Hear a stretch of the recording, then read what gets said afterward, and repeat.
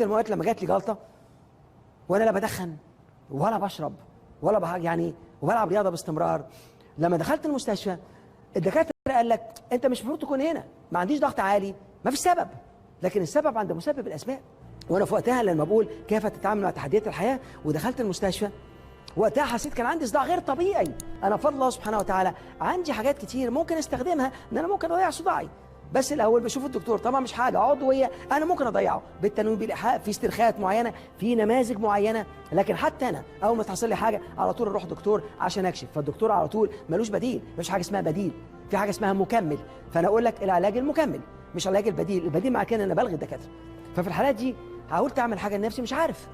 رحت المستشفى، في دكتور هناك كان مستشفى من المستشفيات قال لي خد اسبرتين ما عندكش حاجه. رجعت تاني وده التشخيص الخاطئ، والراجل ده لو كنت انا قضيته كنت وديته في 60 داهيه. اللي حصل بعد كده الصداع ما بيروحش، وربنا ما يوريك الصداع مش صداع، عارف بتخبط راسك في الارض من كتر الالم والوجع مش طبيعي، عارف خلاص هنفجر، دماغي هتنفجر. وبعدين من هنا رحت الدكتور تاني، الدكتور قال لي انا شاكك في حاجه وهخليني اعمل اشعه بسيطه.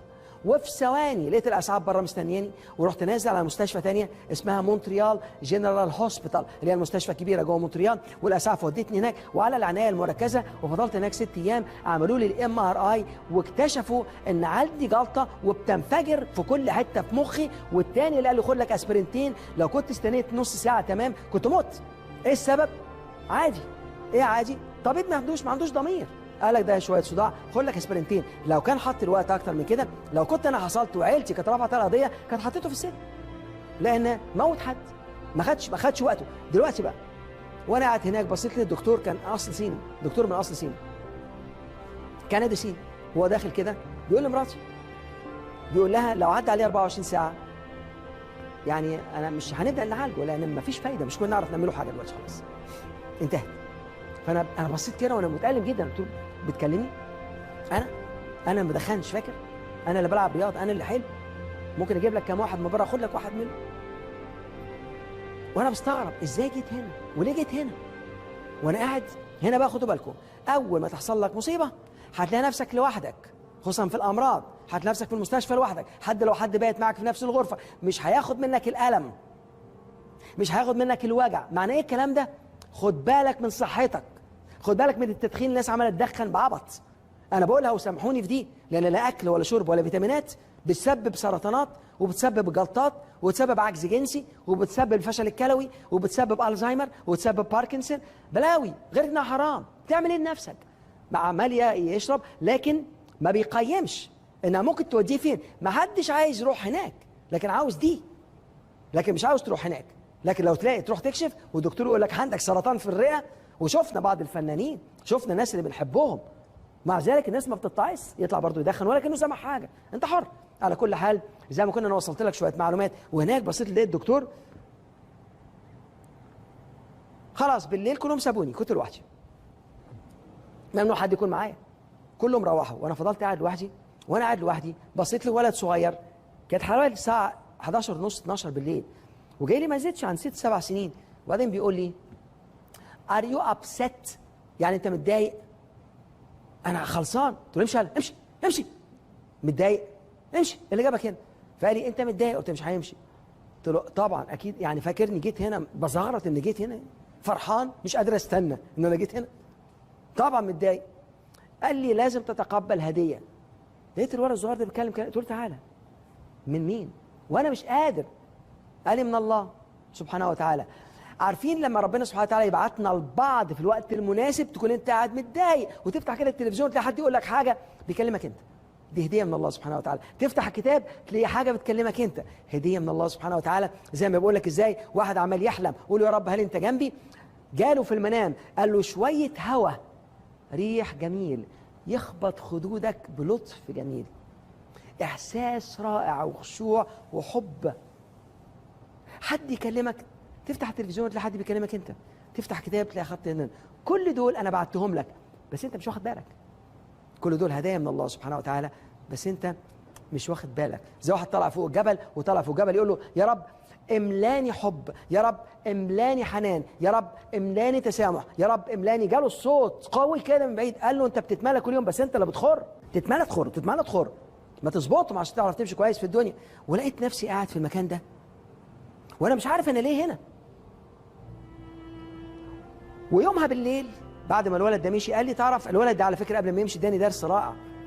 قال لي انا عندي سرطان في المخ ويا دوب انا واقف، بكره عندي عمليه احتمالها 1%، وانا يا دوب ماشي. انا بس قلت ازورك، وانا اي حد جديد باجي اتكلم معاه. لو كان ربنا سبحانه وتعالى عايزني اكون لعيب سله كان خلقني 7 متر، لكن خلقني صغنن كده عندي سرطان في مخي عشان خاطر اكتب الكتاب ده، كيف تتعامل مع السرطان في سن صغيره. تاني يوم الولد مات، لكن ما ماتش لان ساب الكتاب ده. الكتاب ده اترجم ب 32 لغه وباع اكتر من 16 مليون نسخه عشان العيال الصغيرين يقروا الكتاب ويحسوا باحساس هذا الشاب الصغنن اللي ربنا جابه عشان يعلم غيره. فكان هو قناه اتصال، يجي ويمشي والناس تستمر في الزمن. وحسيت بفرق يومها بالليل من كتر الالم، زي ما اكون مش قادر اتنفس، فحسيت ان جات لي سكته قلبيه. قلت خلاص بقى يعني خلاص ماشي بقى خلاص. فهنا ولا قلت هشد الجرس ولا هعمل حاجه. وكان بقى انا معروف بره الحمد لله، فالناس كانوا حواليا كتير وقاعدين لي، وفي 2 بره وبدات تنتشر بره، ففي ناس جايه تزورني. قلت لا انا مش هتدي جرس. اتجهت لله سبحانه وتعالى، قل له يا رب، يا رب انت عارف انا في ايه دلوقتي، وعارف الالم اللي انا فيه، لان لا حول ولا قوه الا بالله العلي العظيم. يا رب ما تزعلش مني، اللهم اني لا اسالك رد القضاء ولكن اسالك اللطف فيه. يا رب لو كان ده وقتي بطلب منك ما تزعلش مني، عجل بيه، ما تزعلش مني، عجل بيه، مش قادر خلاص. ولو مش وقتي انت صاحب المعجزات، انت بتقول كل شيء كن فيكون، انت بعد المعجزات. انا متاكد يا رب انا متاكد انك ممكن تقول روح راحت، وانا مش هخبط في حد ولا هطلب من حد ولا هشد الجرس.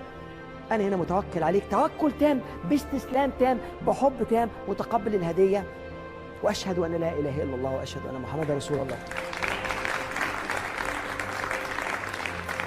وربنا سبحانه وتعالى يشهد على أنا بقوله دلوقتي هنا. في خلال 10 دقائق بالظبط رحت متصل، فجولي جري شوف في إيه. قلت لهم ادوني الروب بتاعي عشان هقوم اتوضى واصلي.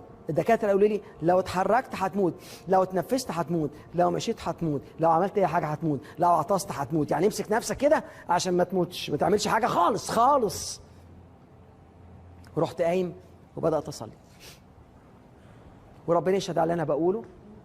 ما كانوش مصدقين. دكتور كارون من اكبر دكاتره العالم في حته اسمها كافرنس هيمانجيوما، ومعاه الدكتور فرانسوا اوليفيه. فرانسوا اوليفيه مكتوب في مكتبه انه من اقوى 2 في العالم في الكافرنوما او كافرنس او كافرنس هيمانجيوما. وهي دكتور سامعني دلوقتي عارف انا بتكلم بقول ايه. عشان كده لما حد يقول دكتور ايه الحركات العصبيه اللي في وشك، الكافرنس هيمانجيوما ما عنديش كنترول عليها، لان اللي عنده الكافرنس بتجيله صرع من وقت اللي اسمها سيجر، فبيعملوا له عمليه عشان تقل السيجر. بسبب الحركات دي ما جاتليش ولا مره لغايه دلوقتي، فانا ما عنديش كنترول عليها.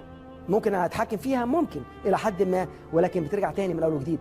فبدل ما حد يقول لي ايه الحركات دي، ادعي لي ربنا يقدرني ان انا اكمل رسالتي.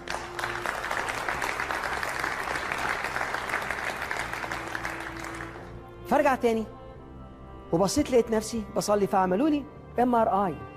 لما عملوا لي تاني MRI وربنا شاهد على اللي انا بقوله، كان حجمها 2 سم، نزلت نص سنتي، محاطه بحاجه زي ما يكون ضوء كأن بلازما حواليها كده، ما بتتحركش، قدام واقف في مكانه بقى نص. لغايه دلوقتي هي نص سنتي. عشان كده الدكتور كل مره يقول لي ما تسافرش، لو سافرت هتموت، ضغط الطياره، التنفس، هتموت. والكلام ده بقى له قد ايه؟ بقى له 6 سنين. الدكتور قال لي هتموت، قلت له وانت كمان، وانا خايف عليك. انا خايف عليك تموت، خايف لما ارجع الاقي الدكتور مات. انت بتشتغل ايه بالظبط؟ من حقك تقول لي انا عندي ايه، ما تقوليش انا هموت امتى. انت بتشتغل ايه؟ انا عندي واحد صاحبي كان عنده سرطان في المخ، الدكاتره قالوا له هتموت في خلال 6 اشهر بسبب سرطان في المخ. عاش 24 سنه ومات في حادثه. فدلوقتي رجعت تاني وبدات اصلي، وراحت فضلت نص سنتي.